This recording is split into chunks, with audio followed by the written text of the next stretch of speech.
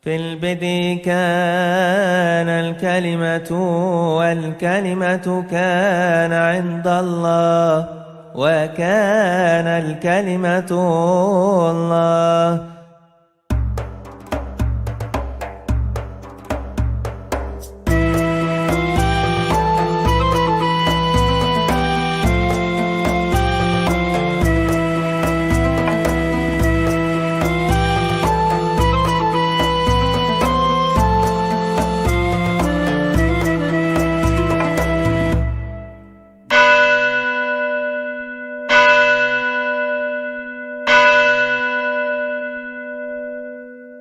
Apa yang saya lakukan dalam dialog-dialog teologis bersama teman-teman muslim itu bagi saya adalah evangelisasi, mencerahkan pemahaman. Jadi yang dilakukan sebetulnya dalam kacamata orang Islam kebanyakan, teks Quran itu mengikat segala konteks dan segala zaman. Jadi kalau dikatakan orang Nasrani seperti yang ada dalam Quran itu dipikirnya berlaku untuk semua zaman, padahal sebetulnya harus dilihat secara historis. Yang dikritik Nabi Muhammad itu apa ya? Kristen yang dikenal sekarang itu jadi masalah. Misalnya banyak rumusan-rumusan dalam Quran yang selama ini diarahkan untuk mengkritik Tritunggal. Sebenarnya itu bukan ajaran Tritunggal, baik itu dari segi terminologis maupun substansi ajaran itu. Laqad kafara alladziina qalu innallaha salisu salasa. Sungguh telah kafir orang yang mengatakan bahwa Allah itu adalah ketiga dari yang tiga. Padahal wa ma min ilahin illa ilahu wahid. Tidak ada ilah lain kecuali Allah yang esa. Jadi statement itu dilawan dengan tidak ada ilah selain Allah yang esa, selain Tuhan yang satu-satunya. Padahal di dalam 1 Korintus pasal 8 dan 4 ditegaskan tidak ada ilah lain kecuali Allah yang esa itu.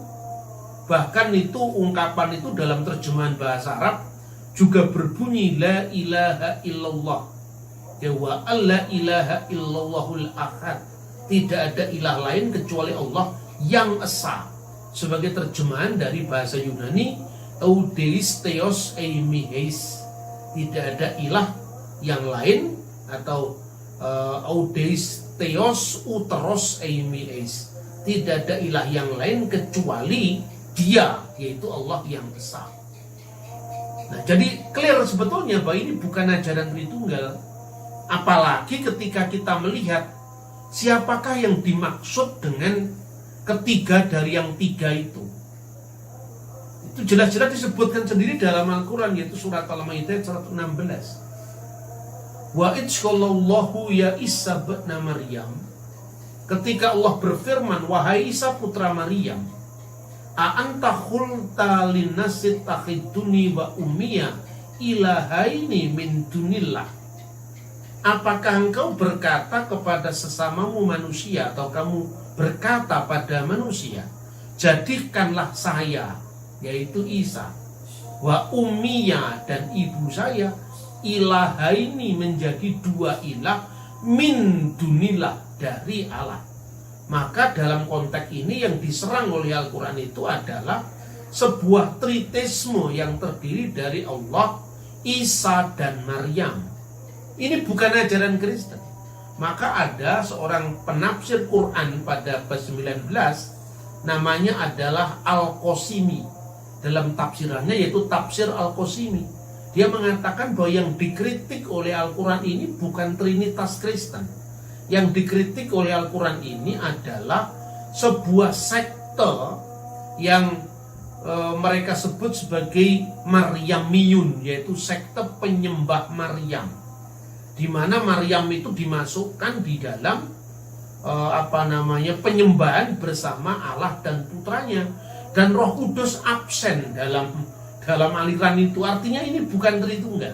Nah, ini dalam konteks dialog secara terbuka antara Islam dan Kristen pun sekarang sudah mulai disadari bahwa sebetulnya kritik itu bersifat historis pada zamannya Quran, tidak berlaku untuk umat Kristen yang lain, apalagi dengan melihat konteks kita sekarang. Teks lain misalnya, sungguh telah kafir ya, laqad kafara alladziina qalu innallaha huwal masih ibnu Maryam.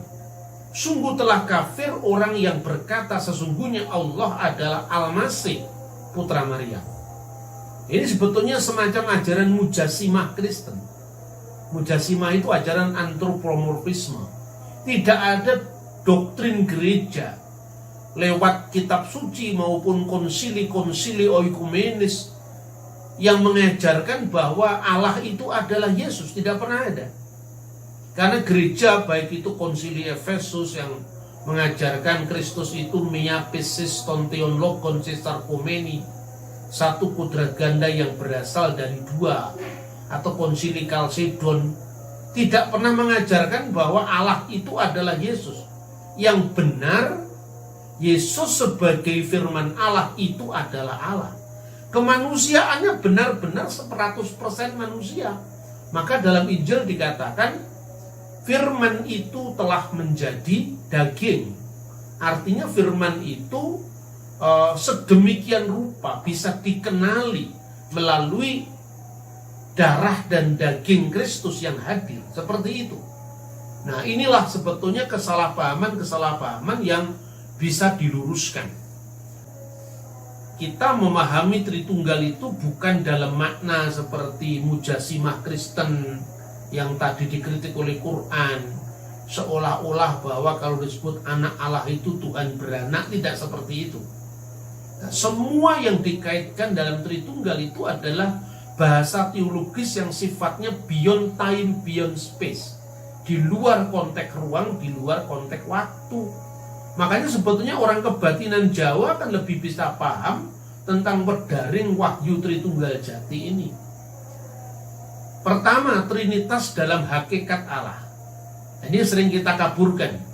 Trinitas dalam hakikat Allah itu misalnya diungkapkan di dalam misalnya Matius pasal 28 ayat 19. Dalam nama Bapa dan Putra dan Roh Kudus. Perhatikan kata nama di sini dalam bahasa aslinya itu bentuk tunggal. Esto onomato patros keto iu keto agiu pneumatos. Jadi di dalam nama, satu nama, yaitu Bapa, Putra, dan Roh Kudus. Kemudian kasih karunia Tuhan Yesus Kristus dan kasih Allah dan persekutuan Roh Kudus. Kristus juga berkata di dalam Yohanes pasal 8:42, sebab aku keluar dan datang dari Allah. Tentu yang keluar dan datang dari Allah itu tentu bukan kemanusiaan Kristus, yang jelas-jelas keluar dari rahimnya Bunda Maria. Maka di dalam Lukas pasal 1 ayat 42 dikatakan terpujilah engkau di antara perempuan dan terpujilah buah rahimmu. Nah, buah rahim Maria itu secara kemanusiaan itu adalah Yesus Kristus. Tetapi Kristus sebagai firman tentu itu mijil saking Gusti kang moho langgeng ing jaman kelanggengan.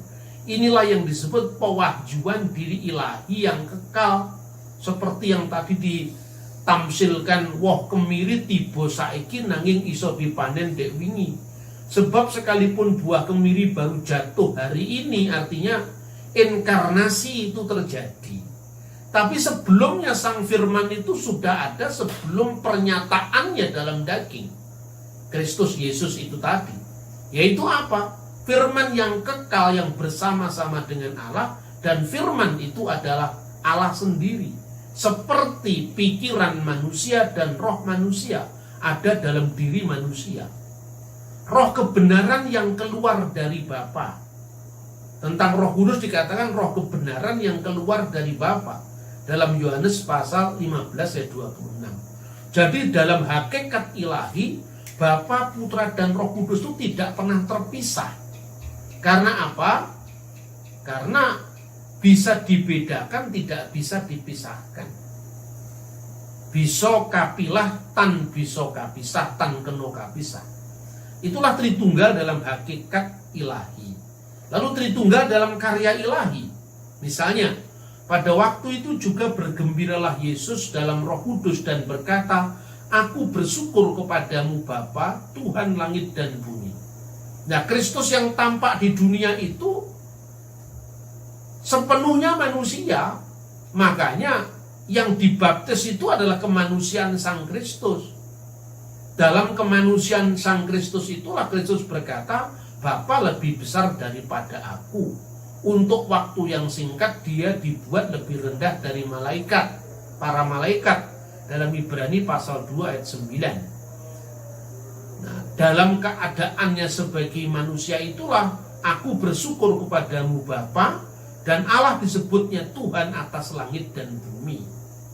Saat baptisan, Yesus dalam wujud inkarnasinya berada di sungai Yordan. Roh Kudus itu teofani dalam bentuk merpati, penampakan diri ilahi dalam bentuk burung merpati, dan suara Allah di surga. Nah, ketika Allah melalui firman-Nya menjadi daging, tentu saja surga tidak pernah kosong dari firman, karena Allah tidak terikat oleh ruang dan waktu. Saya kira itulah Trinitas dalam karya Allah.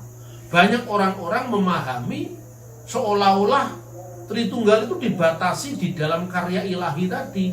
Makanya ketika firman menjadi manusia, menjadi darah dan daging, kemudian dibunuh dalam keadaan secara daging, apakah berarti surga jadi kosong? Ya tentu tidak, karena Allah tidak terikat oleh ruang dan waktu.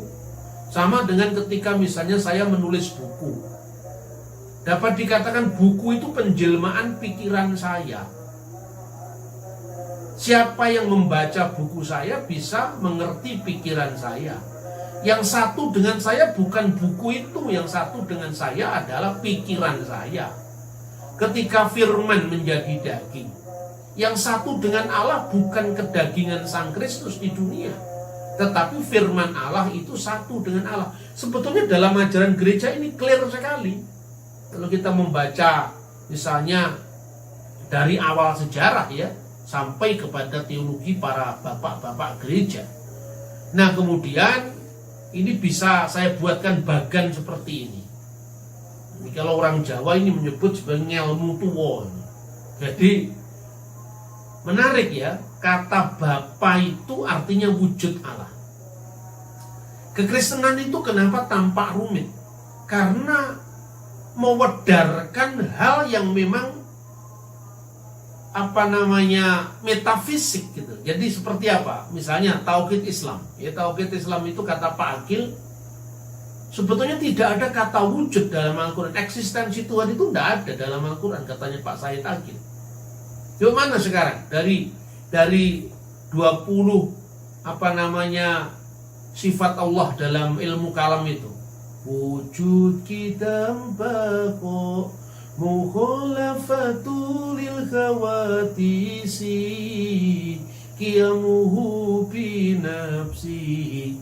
Kalau dikatakan laisa kamatsri syai'un, ada kidam, kidam itu ada, tak berpermulaan. Bako itu kekal, tak berakhir. Ada semua ya. Misalnya dia awal dan akhir, wal awalu wal akhiru wad dhahiru wa batinu wa huwa bi kulli syai'in alim.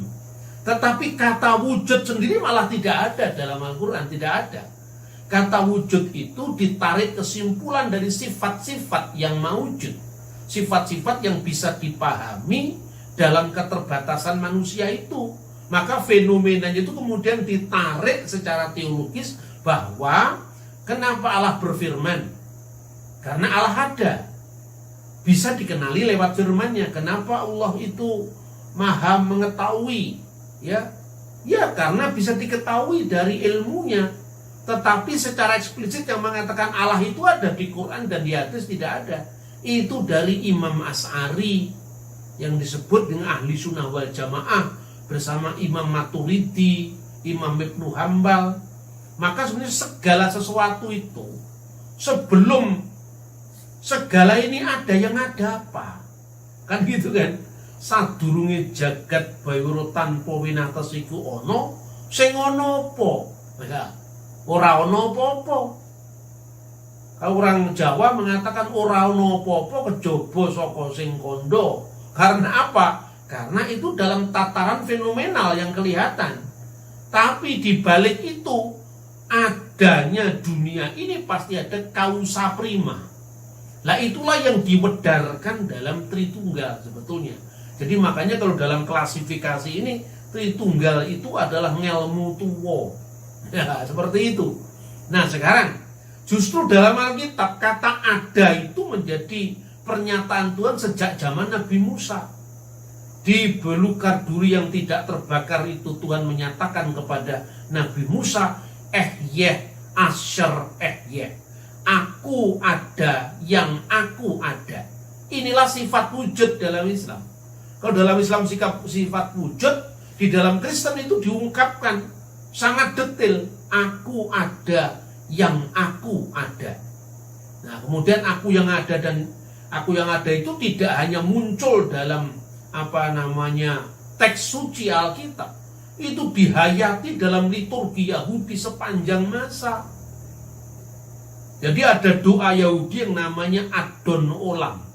Itu salah satunya yang ditekankan itu adalah Dia yang ada, yang sudah ada, yang akan datang, yang maha kuasa. Ya, Vehu hayah, Vehu howeh, Vehu yihye, Batif ara, Vehu hayah, Vehu howeh, Vehu yihye, Batif ara. Tuhan itu tidak ada pada masa kini, tapi ada pada masa lalu dan seterusnya ada pada masa yang akan datang, tidak terbatas maha kuasa. Dan doa Yahudi inilah yang diulang-ulang ketika Yohanes berada di Pulau Patmos. Dinyatakan firman dari Dia yang ada, yang sudah ada, dan yang akan datang, yang maha kuasa. Itulah pernyataan diri ilahi tentang sifat ada, sifat wujud, yang dalam ilmu kalam Islam sifat wujud. Dan ketika Alkitab itu diterjemahkan dalam bahasa Yunani yang dikenal dengan Septuaginta, diterjemahkan ego eimi hoon. Akulah Dia yang ada di masa lalu, masa kini, masa akan datang. Nah, ada itulah yang kemudian dalam perjanjian baru sang wujud itu dikiaskan dengan Bapa. Maka dikatakan hanya ada satu Allah, yaitu Bapa. Jadi wujudnya hanya satu, hanya Bapa. Putra itu tidak berwujud sendiri, Roh Kudus tidak berwujud sendiri. Karena apa? Karena putra itu aku keluar dari Allah, firman Allah keluar dari Allah. Roh Kudus juga begitu, roh kebenaran yang keluar dari Bapa. Jadi wujudnya hanya satu, Bapa. Nah, gara-gara kita memahami Trinitas secara matematis seolah-olah tiga wujud yang terpisah, padahal itu bukan ajaran gereja mula-mula yang seperti itu. Akhirnya sulitlah kita memahami Tritunggal. Lebih-lebih ketika kata pribadi itu rusak karena teorinya Sigmund Freud bahwa satu pribadi hanya dimiliki oleh satu substansi. Itu yang terjadi, padahal dalam konteks ajaran gereja tidak pernah seperti itu. Nah, itulah sebabnya konteksnya dikatakan Bapa itu wujud, dalam diri sang Bapa itu ada firman-Nya yang kekal, yaitu firman yang lahir dari sang Bapa, dan juga Roh Kudus yang keluar dari sang Bapa. Ini keluarnya dari konteks keabadian sebelum ada ruang, sebelum ada waktu, ing zaman kelanggengan. Makanya dikatakan anak Allah yang tunggal, Yesus Kristus, yang lahir dari Bapa sebelum segala abad. Jadi ini kelahiran dalam lingkaran kekal, bukan kelahiran fisik secara manusia. Kalau diungkapkan dalam bahasa kebatinan Jawa, itu artinya mijile sabdo langgeng saka Gusti kang moho langgeng ing jaman kelanggengan. Di luar konteks ruang, konteks waktu, makanya lahir dari Bapa tanpa ibu seperti Konsili Efesus. Dalam Konsili Efesus dikatakan bahwa yang dilahirkan dari Bapa tanpa seorang ibu. Nah, apa artinya?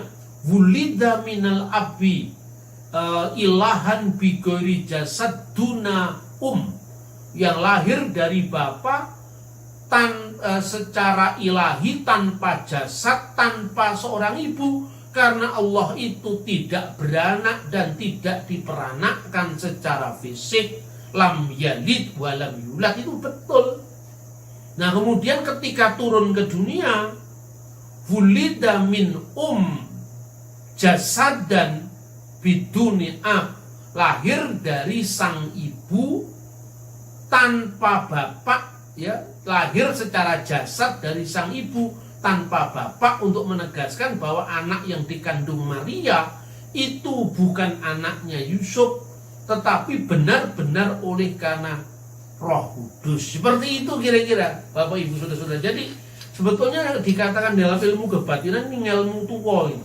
Nah di dalam konteks penciptaan alam semesta itu adalah tarian trinitaris antara Allah yang berkehendak menciptakan segala sesuatu, maka dikatakan ing kala purwa Gusti Allah nitahake langit lan bumi bersid bara Elohim et hasamayim ve'et sa'aret.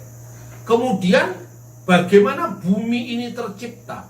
Sebelum segala sesuatu ini ada, lalu Tuhan menghidupi kosmos yang belum terbentuk dari rohnya.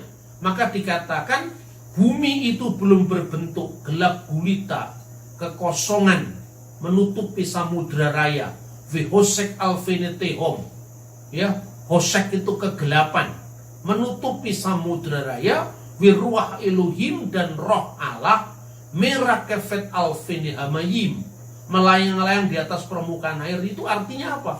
Roh Tuhan itu sumber hidup dalam diri Tuhan, itu akhirnya mengeluarkan dari dirinya itu adalah daya hidup yang menyebabkan alam semesta ini bergerak pada orbitnya masing-masing.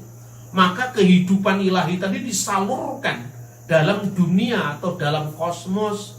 Lalu setelah mulai sempurna kehidupan digerakkan dalam roh Tuhan tadi, maka dikatakan wa yomer Elohim yehi ur wa yehi ur. Maka berfirmanlah Allah. Di sini ada firman. Maka dikatakan Allah, roh Allah, firman Allah. Yehi ur. Yehi itu bentuk perintah dari kata haya. Hendaklah ada ur, terang, maka terang itu ada. Jadi artinya sebelumnya terang tidak ada. Inilah yang disebut kreasio ex nihilo, menciptakan dari tidak ada menjadi ada. Jadi penciptaan itu tarian trinitaris yang sangat dinamis dalam diri Allah sendiri. Kemudian ketika Allah firman-Nya dan rohnya menciptakan dunia, maka mulailah ada yang disebut makhluk, karena diciptakan dari ketiadaan, ex nihil. Nah, makhluk itu diawali oleh waktu. Itulah yang disebut wujud al-makhluk. Ini ilmu tua sebetulnya. Yang seperti ini, kalau Anda membandingkan dengan membaca Wirid Hidayat Jati, membaca itu bisa jadi bahan perbandingan meskipun tidak sama ya, tapi artinya bahasa batinnya itu sama. Nah kemudian apakah ajaran Tritunggal itu baru ada setelah konsili-konsili gereja? Oh tidak. Coba perhatikan, Ignatius dari Antioquia itu muridnya Rasul Petrus. Dia adalah patriark kedua dari gereja ortodoks Syria. Tahun 107 Masehi dia wafat.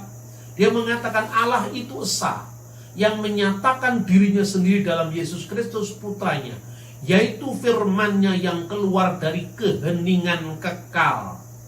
Hos estin autologo aposeges pro elton, bahwa sabdo langgeng itu mijil dalam keheningan kekal. Jadi ini terjadi kapan? Sadurunge ono opo-opo, sebelum ada yang disebut ada ini belum ada.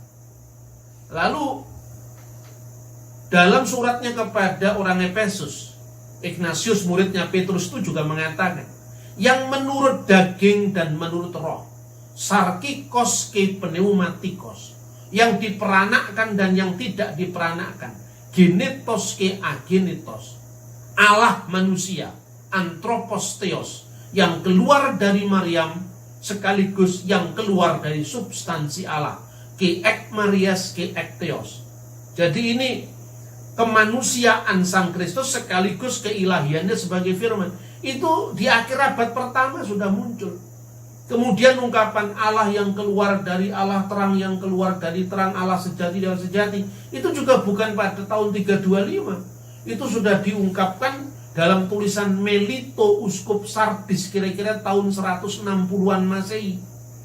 Dan kita ini ketika tidak membaca tulisan-tulisan dari periode muridnya para rasul, inilah yang kemudian mengalami missing link, diskontinuitas sejarah. Saya kira itu. Kemudian Clement dari Roma, murid Rasul Petrus dan murid Rasul Paulus, menulis tahun 95 Masehi. Demi Allah yang hidup, Yesus Kristus yang hidup dan Roh Kudus. Jadi Tritunggal dalam konteks penyembahan. Lalu muridnya dari Polikarpus, jadi Yohanes punya murid namanya Polikarpus, Polikarpus punya murid namanya Irenaeus. Irenaeus mengatakan dalam bukunya Regula Fide, Allah yang Maha Esa, yang oleh firman-Nya yaitu putranya telah menyatakan dirinya sendiri di atas segala sesuatu, sehingga kita mengenal Allah hanya melalui firman Allah. Firman Allah secara kekal ada bersama Sang Bapa, tanpa permulaan, dahulu tanpa permulaan, maka dikatakan sebelum segala abad dalam pengakuan iman. Allah tidak bergantung dengan sesuatu apapun, tetapi oleh firman dan Roh Kudusnya Allah telah menjadikan, mengatur, memerintah segala sesuatu dan menitahkan semuanya menjadi ada.